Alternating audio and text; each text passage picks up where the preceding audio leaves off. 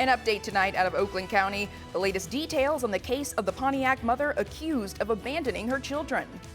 Temperatures across the area are mild. Look at these readings, 70s out there. It is a short sleeve stroll night. I'll tell you how mild it's going to be coming up. And the U.S. and China are set to have more trade talks in the future. How soon the two country leaders are expected to meet. Covering West Michigan to protect and alert you. This is News Channel 3, live at 5:30. Thanks for joining us on News Channel 3 live at 5:30. An update tonight to a story we've been following since February. A Pontiac mother accused of abandoning her 3 children to live in filthy conditions for years was released on bond Thursday. Records from the Oakland County Jail show 34-year-old Kelly Bryant was released just before 5 p.m. on June 5th. Additional details on her release are currently unknown. Bryant faces 3 counts, each of child abuse related to allegedly forcing her 3 kids, a 15-year-old boy, a 13-year-old girl, and a 12-year-old girl, to live in unbearable conditions in an apartment. She was also charged with welfare fraud related to getting money from the state as support payments, where she got an alleged roughly $30,000. Bryant was initially given a $250 million bond, which was later reduced to $50,000 cash. In Berrien County, officials say 1 person was shot in an alleged road rage incident. The Berrien County Sheriff's Office says police responded to a call of a person shot at JD's truck shop in Niles around 3:40 a.m. today. Officers learned that the shooting stemmed from a road rage incident that happened nearby while 2 cars were on US 12. The victim was taken to the hospital, where police say they are still alive. Police tell us the suspect's car was found in Indiana. Officials are now working to locate and arrest the suspect. If you live in Emmett Township, some calls to 911 may come with a hefty fee. A cost recovery amendment adopted last month passes the cost of emergency services caused by negligence onto those responsible. According to the ordinance, these changes are meant to offset the rising cost of emergency services, including staff, supplies, and equipment. Township leaders say charges will target incidents caused by risky behavior and will not charge for day-to-day services to residents. But in some, Emmett Township aren't sure they are protected, voicing concerns about vague wording. One person likes the intention but wants to make sure money goes back to the departments fronting the cost. People should be accountable for their actions, and taxpayers should not have to pick up the cost of the burden for an individual's negligence. Cost recovery has been an issue for many years in cases of drunk driving. The change in this case opens up charges for other things like car crashes, hazardous spills, or fires caused by negligence. After hearing concerns during a meeting last night, the supervisor and trustees say they agree the ordinance does need to be revised, saying it's meant to protect the community, not cause harm. Hazy skies across much of West Michigan, and you can definitely see it here with this live view as we say hello St. Joseph. This is a live look over a hazy Silver Beach, and you can see the pier and the lighthouse there in the distance. Still a beautiful view, but how much better would it be, right, if we didn't have the smoke from those wildfires burning in Canada? And that's, by the way, what gives us an air quality alert. Yesterday, even up until this morning, it was for all of West Michigan, but now it's changed. And you can see the county shaded in gray, and that's Van Buren, Kalamazoo, Calhoun, Branch, St. Joe, Cass, and Berrien counties, where the air is unhealthy for some. And that means if you have respiratory problems, if you're very old or very young, you need to restrict your outdoor activities. Upper 60s to around 70 in Benton Harbor, St. Joe. Also in South Haven, it's warmer northward, and mid to upper 70s inland too. It's all quiet on live Doppler radar. If you're out and about this evening, you're good to go. If it's your night to walk Fido, hazy sunshine, short sleeve worthy temperatures. We're going to be in the mid 70s with that sunset coming up at 9:16. I'll have more on the weekend outlook. That's coming up. Princess? Thanks, Keith. We're learning that all the newly established aid distribution sites across the Gaza Strip remain closed. The U.S.-backed Gaza Humanitarian Foundation says that is the reality until further notice. The sites closed earlier this week after multiple deadly shootings. Witnesses tell the Associated Press that Israeli troops fired on crowds. Israel's military accuses Hamas of trying to steal aid and says its soldiers have fired warning shots. Ukrainian officials say Russia launched one of its biggest aerial attacks of the three-year war. Authorities say 3 emergency responders in the Ukrainian capital are dead from the overnight attacks. A Ukrainian Air Force spokesperson says forces shot down about 30 cruise missiles and up to 200 drones. In all, they estimate there were more than 400 drones and 44 ballistic and cruise missiles. The U.S. and China are set to have trade talks on Monday following a 90-minute phone call between President Trump and his Chinese counterpart. Matt Galka reports with more from Washington. We had a very good talk. The president speaking about his phone call with Chinese President Xi Jinping and sounding more optimistic about an ongoing intense trade war with Asia's economic superpower. After weeks of escalating tariffs, eventual rollbacks, negotiations, and roadblocks, it now seems the 2 presidents will eventually meet. He invited me to China and I invited him here. We've both accepted. So I'll be going there with the First Lady at a certain point, and he'll be coming here hopefully with the First Lady of China. Before that, trade teams from both countries will meet again to try and hammer out a deal. In April, the U.S. raised tariffs to 145% on Chinese goods, with China responding with 125% tariffs of their own. An eventual truce gave way to a 90-day pause on the extreme tariffs, and new rounds of talks are on the way. There was a clear mandate between and understanding between the 2 presidents, and we expect that meeting will take place within 7 days. President Trump described the 90-minute call as being focused almost entirely on trade, but a Chinese readout of the call featured a warning from Xi to deal with the issue of Taiwan independence prudently and not risk a conflict. There was also the issue of Chinese students studying in America. Last week, the State Department announced they'd start aggressively revoking visas for Chinese students studying in critical fields and ones with ties to the Communist Party. You know, Chinese students are coming, no problem. We want to have foreign students, but we want them to be checked. President Trump visited China during his first term in 2017. He met with President Xi Jinping during a state dinner in Beijing. Reporting in Washington, I'm Matt Gelka. A Mexican Navy ship that crashed into the Brooklyn Bridge last month was towed to the Brooklyn Navy Yard this morning. The crash left 2 people dead and injured several others on the ship. The Brooklyn Bridge did not have any major damage and no one on the bridge was injured. The ship docked in New York on May 13th as part of a global goodwill tour. On May 17th, the ship had been underway for less than 5 minutes before its mast crashed into the bridge, snapping them.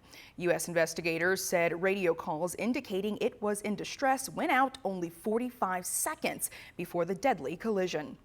Coming up, the jobs report for last month has been released. We take a look at the latest numbers. Plus, where scientists and world leaders are expected to meet next week to save the world's oceans.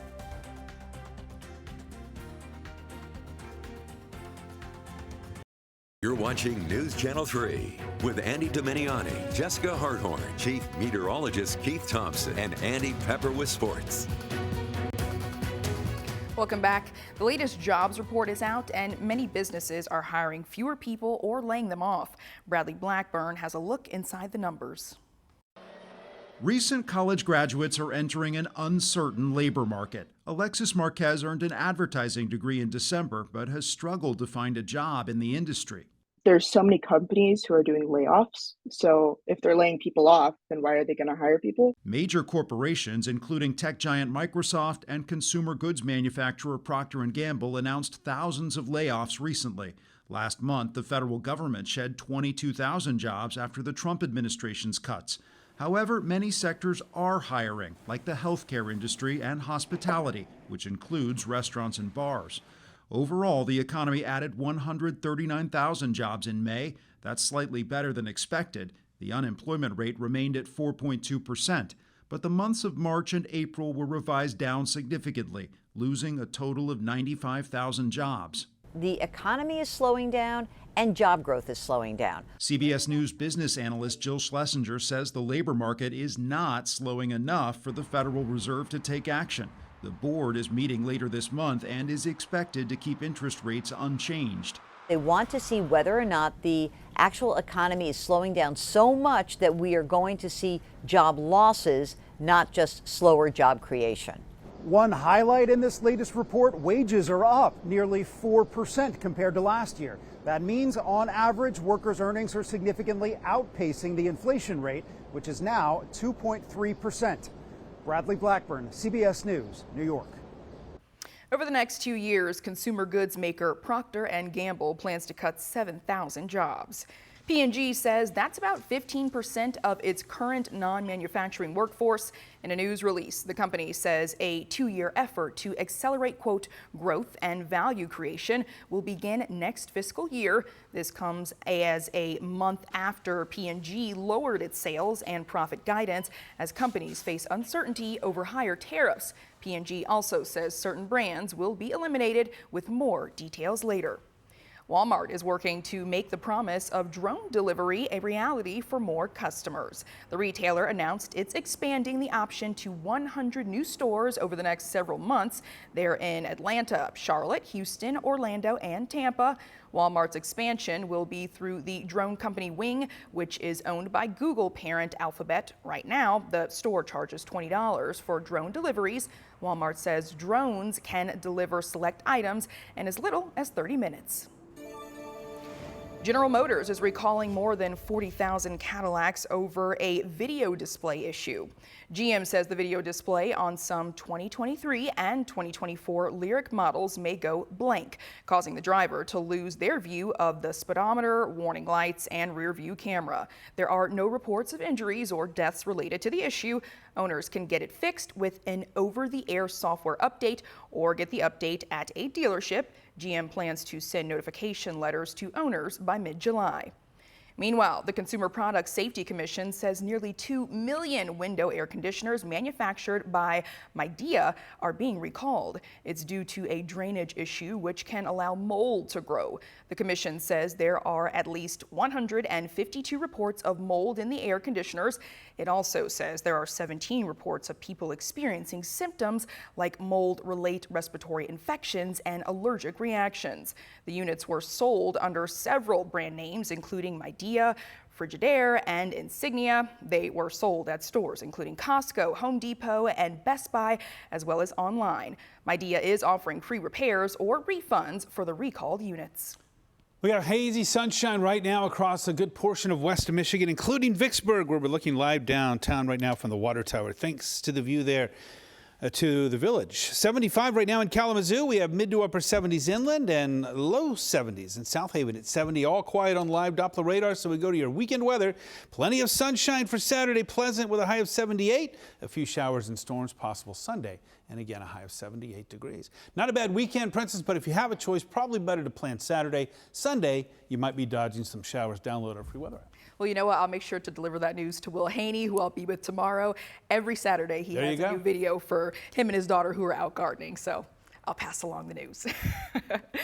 All right, guys. Well, scientists, world leaders, and activists will head to the French Riviera next week for a summit to save the world's oceans. The United Nations says the seas are in deep trouble with rising temperatures, plastic pollution, and overfishing taking a heavy toll. The goal of the third UN Ocean Conference is to come up with a blueprint for protecting marine life, boosting ocean funding, and holding countries accountable.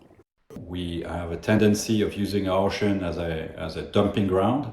80% of the pollution that we find on the ocean actually comes from land.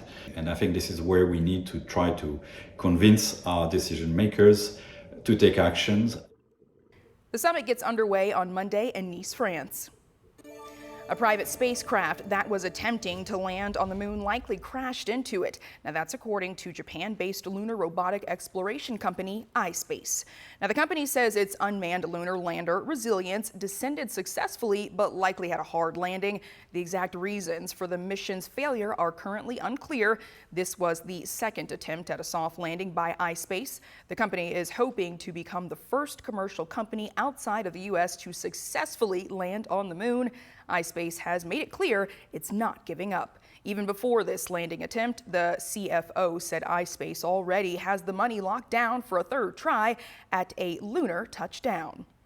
Elon Musk is walking back on his threat to decommission an important space capsule. The SpaceX CEO wrote online he would decommission the Dragon spacecraft, which is used to take astronauts and supplies to the International Space Station.